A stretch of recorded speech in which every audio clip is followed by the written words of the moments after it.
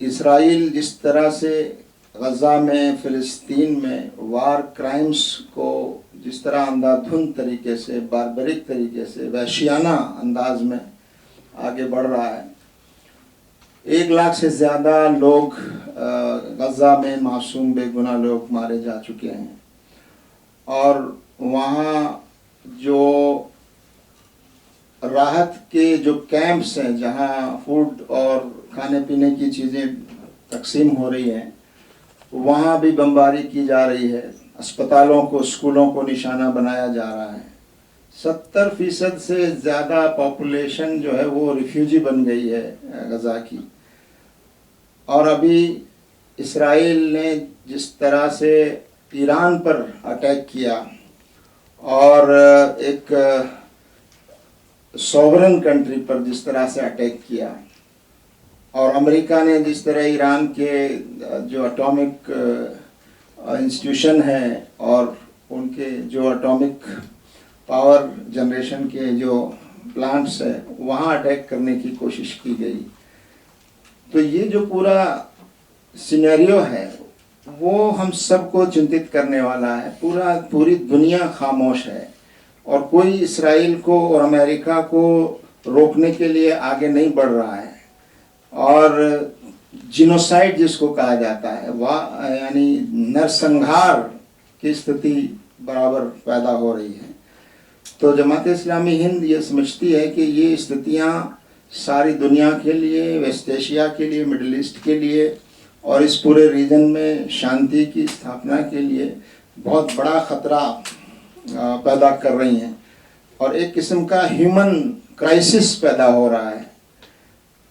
तो हम समझते हैं कि यूनाइटेड नेशंस और अंतर्राष्ट्रीय जो समुदाय है उसको चुप्पी साधने के बजाय और खामोश रहने के बजाय खुलकर इस अन्याय के खिलाफ आगे आना चाहिए और इसराइल और अमेरिका को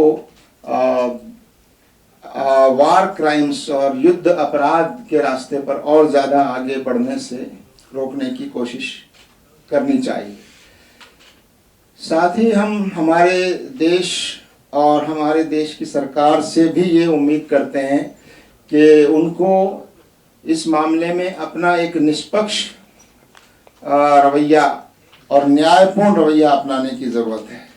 हमारे देश की इस पूरे मामले में चुप्पी और एक तरह से इनडायरेक्टली जो हमारी अब तक की पॉलिसीज़ रही है कि हम साम्राज्यवादी और विस्तारवादी जो नीतियां हैं, चाहे वो इसराइल और अमेरिका की रही हों, हम उन नीतियों का विरोध हमेशा करते रहे हैं। और इसराइल जिस तरह से गज़ा और फ़िलिस्तीन पर वहशियाना हमले कर रहा है उस पर हमारी जो चुप्पी है हमारे देश की, हम समझते हैं कि हमारे देश की सरकार को खुलकर और न्याय का और एथिकल जो स्टैंड हमेशा से रहा है, न्याय पर आधारित और शांति पर आधारित, कि फ़िलिस्तीन को आज़ादी मिलनी चाहिए, फ़िलिस्तीनियों को उनका देश मिलना चाहिए, फ़िलिस्तीनियों को उनके अधिकार मिलने चाहिए। और फिर जो ये अपराध हुए हैं हम समझते हैं कि अंतर्राष्ट्रीय अदालत में इनके खिलाफ कार्रवाइयाँ होनी चाहिए और इनको सज़ाएं मिलनी चाहिए। तो जमात इस्लामी हिंद अपनी इस चिंता को भी दोहरा रही है और पूरे विश्व समुदाय से भी और भारत की सरकार से भी हम ये उम्मीद करते हैं कि वो अपना एक्टिव रोल इसमें अदा करने का प्रयास करें। मणिपुर हमारे देश का एक राज्य है जहाँ 2 साल से हिंसा बराबर जारी है और ऐसा लगता है कि वहाँ सरकार और सरकारी तंत्र पूरी तरह से नाकाम हो गया है।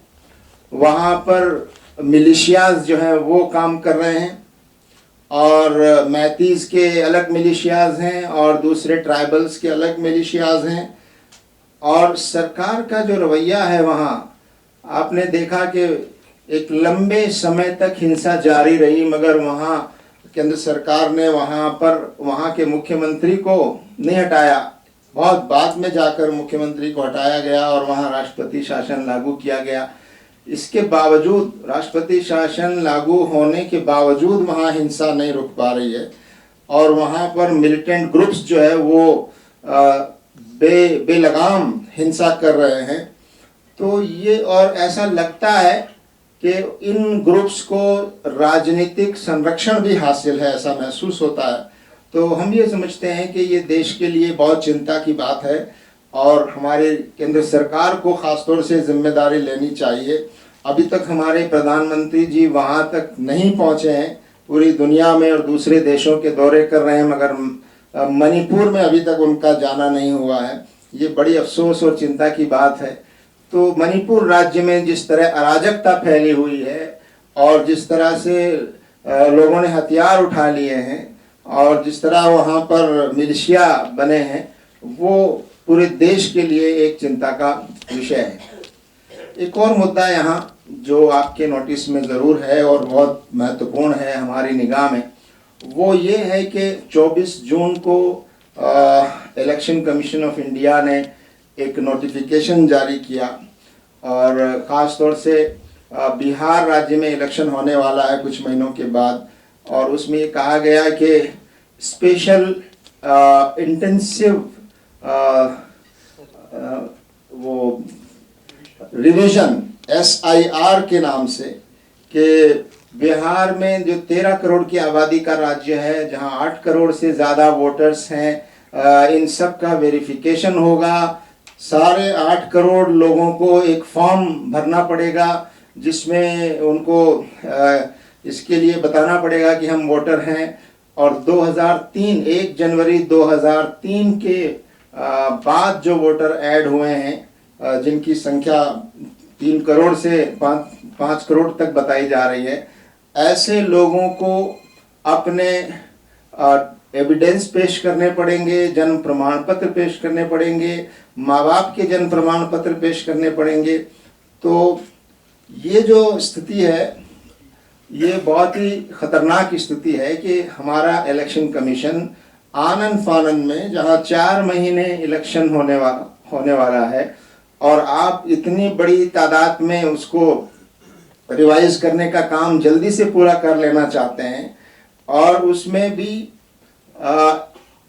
अपने आप इलेक्शन कमीशन का ये दायरा नहीं है कि वो लोगों से सिटीजनशिप का प्रमाण पत्र मांगे या लोगों की सिटीजनशिप को वेरीफाई करने का काम इलेक्शन कमीशन का नहीं है, लेकिन वो इसके माध्यम से किया जा रहा है। इसलिए ये बात कही जा रही है कि ये किस्म से बैकडोर से NRC करने की कोशिश हो रही है और इलेक्शन कमीशन के माध्यम से ये NRC कराई जा रही है, और इसको अभी बिहार में शुरू किया गया है, दूसरे राज्यों में भी इसको दोहराया जाएगा।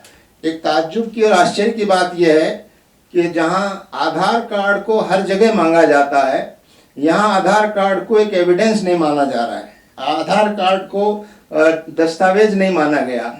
मनरेगा में जो लोग एम्प्लॉयमेंट करते हैं उनके कार्ड को दस्तावेज नहीं माना गया, और राशन कार्ड जिनके पास है, राशन कार्ड को भी नहीं माना गया। इससे पहले ये नहीं होता था। वोटर ऐड करने की जिम्मेदारी सरकार और इलेक्शन कमीशन की होती है। अब ये जिम्मेदारी वोटर पे डाल दी गई है कि वोटर की जिम्मेदारी है कि वो अपने आप को voter as a voter register करे, और अगर उसने अप्लाई नहीं किया तो वो उसका नाम लिस्ट से बाहर हो सकता है, या उसने एविडेंस या पेपर्स पेश नहीं किए तो उसका नाम बाहर किया जा सकता है। और ये कौन तय करेगा? ये BLO तय करेगा या फिर डिस्ट्रिक्ट ऑफिसर तय करेगा। और जिन लोगों के नाम निकाल दिए जाएंगे उसके बाद उनको अपना मामला पेश करने का अधिकार भी नहीं होगा, और आम नागरिक जो है उस लिस्ट को देख भी नहीं पाएगा कि किसके नाम हटाए गए और किसके नाम जोड़े गए। तो हम समझते हैं कि ये एक बहुत बड़ा असंवैधानिक कार्य है जो इलेक्शन कमीशन के माध्यम से किया जा रहा है, और इसके माध्यम से बहुत बड़ी तादाद को जो है वोटिंग के अधिकार से वंचित करने की एक साजिश और षड्यंत्र हमको नजर आता है।